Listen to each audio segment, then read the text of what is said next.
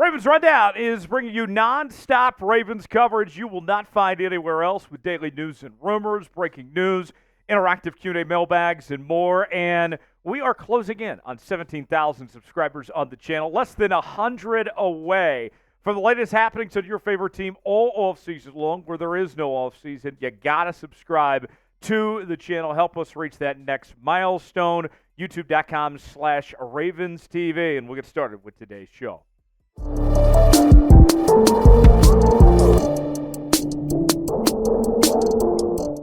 Coming up on the program today, we got a couple free agent targets to discuss here on the show. They include Kwon Alexander and Lawson, as the Ravens still have some cap to spend. Could they make a move before the 2024 season and training camp rolls around? We will discuss that on today's show. Let's begin with Kwon Alexander, as the folks at Heavy.com are recommending that the Ravens make a push to sign Alexander. When he was in New Orleans, he was quoted for saying that he was bringing the juice to the Saints. Could he be bringing the juice to Baltimore and the Charm City? Here's more from Heavy.com. If he proved healthy, Alexander would be the perfect mentor for Simpson, referring to Trenton Simpson, that is, who faces a pivotal second season. Simpson needs to deliver a breakout campaign. He's being asked not only to maintain, but preferably improve a partnership that was key to the league's best defense last season. It makes sense for the Ravens to trust Simpson, but signing Alexander to a veteran's minimum contract would be a smart insurance. Now, I don't hate this idea at all when you look at the Ravens linebacker situation. Obviously, there's big shoes to fill for Trenton Simpson, replacing the Pro Bowler and Patrick Queen, who's now with the Pittsburgh Steelers. And although there is a lot of optimism and excitement about Trenton Simpson, and he's had a very good offseason here, I am totally on page with this as far as a backup plan or an insurance policy. Whether Trenton Simpson isn't quite up to speed, if you will, and we get the live game action, or if there's an injury, whatever it may be, you don't have a ton of other options outside of Trenton Simpson. This is a low-cost insurance policy, a veteran that's played at a high level before, that could be a natural fit for what the Baltimore Ravens are looking to do.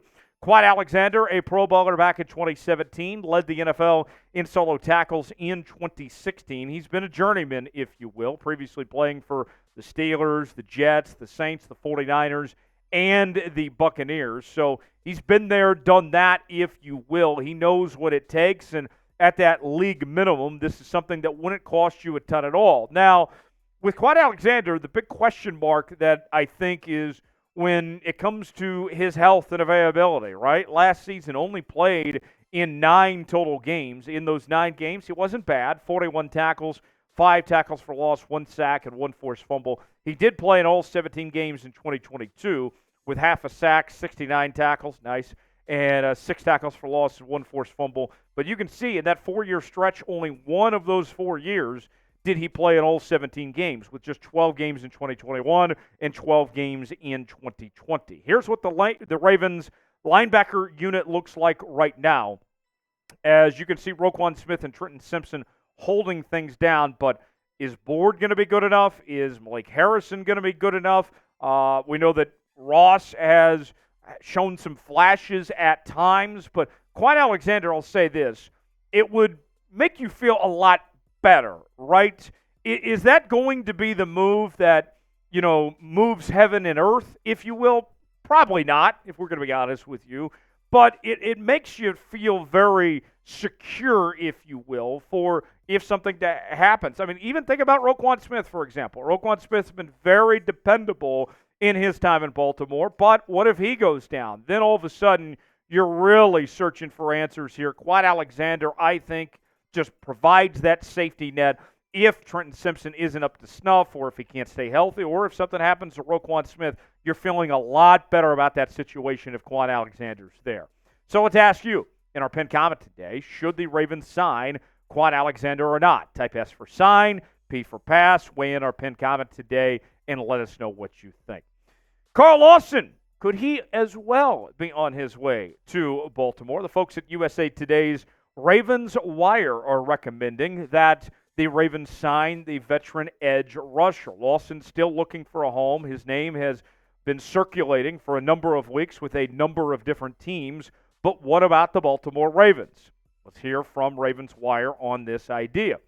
Lawson would be a reclamation project to the highest degree after coming on during his later years with the Cincinnati Bengals before struggling with health and production in New York. It wouldn't hurt to have another veteran in the team's pass rushing rotation, but it also seems like the team wants to see what they have in their younger players. Now, two things can be true. The Ravens do have some younger guys that they want to see what they can do and what they're made of in the pass rushing rotation. But on the flip side, too, as the saying goes, and I continue to reiterate on this program for a very long time, you cannot have too many pass rushers.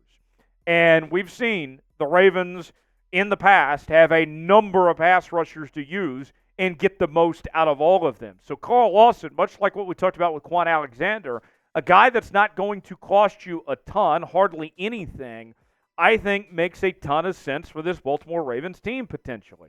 Should the Ravens sign Carl Lawson? We're going to have more on Lawson here in just a second, but want to hear from you guys first. Weigh in the comment section and let us know what you think. Why for yes and for no. Weigh in and chime in. Let us know if you'd like to see him in Baltimore or not. One player we're thrilled to have in Baltimore is Nate Wiggins, and his jerseys are on sale now at chatsports.com/Wiggins. Swap out that 1 for the number 2, and you can get yours today just in time for the NFL season, as we have the home jersey, the away jersey, the alternate black. We also have men's and women's options for you, all sorts of different shapes and sizes. Free shipping available as well. Go see for yourself. Chatsports.com/Wiggins. The link is in the comments and description of today's video. That's chatsports.com/Wiggins with free shipping. All right, let's tell you more about Carl Lawson now. Lawson, a former fourth-round pick out of Auburn by the Bengals, and really started to come to life when he joined the New York Jets. But with the injuries that we mentioned, it's been a lot of peaks and valleys, right? He's been very good at times, and other times he's struggled to stay healthy, and he's still not that old. You go back to 2017 when he was a member of the all-rookie team from the Pro Football Writers Association. But here's the statistics of what we're talking about, of the good and the bad, if you will, when it comes to Carl Lawson. Last year, in the 6 games he played, did not do much at all, just 5 tackles, no sacks.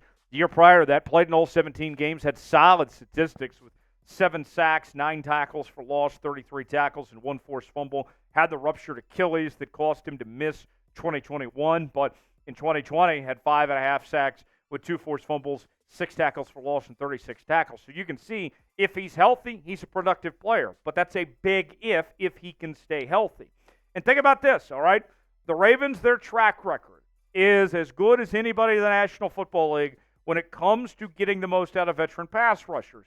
Now, granted, a lot of it came within the last 2 years with Mike McDonald as their defensive coordinator. He's in Seattle now, but with Zach Orr taking over and already, knowing what the Ravens want to do, keeping this same system in place, it's the old adage, faces change, but expectations don't. This should still be something that the Ravens use as their strength of finding these veterans and getting the most out of them. Look at Kyle Van Noy, who's playing a significant role on this Ravens defense now, and has got a new 2-year contract after joining this team in September of last year. Jadeveon Clowney had a good run with the Baltimore Ravens last year. He was a late addition that was signed close to this time last season. Justin Houston found the fountain of youth when he was in Baltimore, leading this team in sacks in 2022, and really surprised people with how well he performed. And even Jason Pierre-Paul, you go back a while ago, was another one of those late veteran additions who the Ravens still got a decent amount of at that front. So with that said, I think Carl Lawson kind of falls in line of this edge rusher recovery program that the Ravens have been doing the last few years. The rehab, if you will, for edge rushers has been very good for Baltimore over the last couple of years, and I have no reason to think that Carl Lawson would not fit into what the Ravens have been doing on that front over the last few years. Who's a player the Ravens should sign? We've already named a couple of guys here on today's show. Who else would you like to potentially see in a Baltimore Ravens uniform in 2024? Weigh in the comment section. Let us know what you think. Subscribe now. Help us reach 17,000 subscribers for the latest happenings on your Baltimore Ravens all offseason long. I'm Tyler Jones. I'll see you next time here on Ravens Rundown.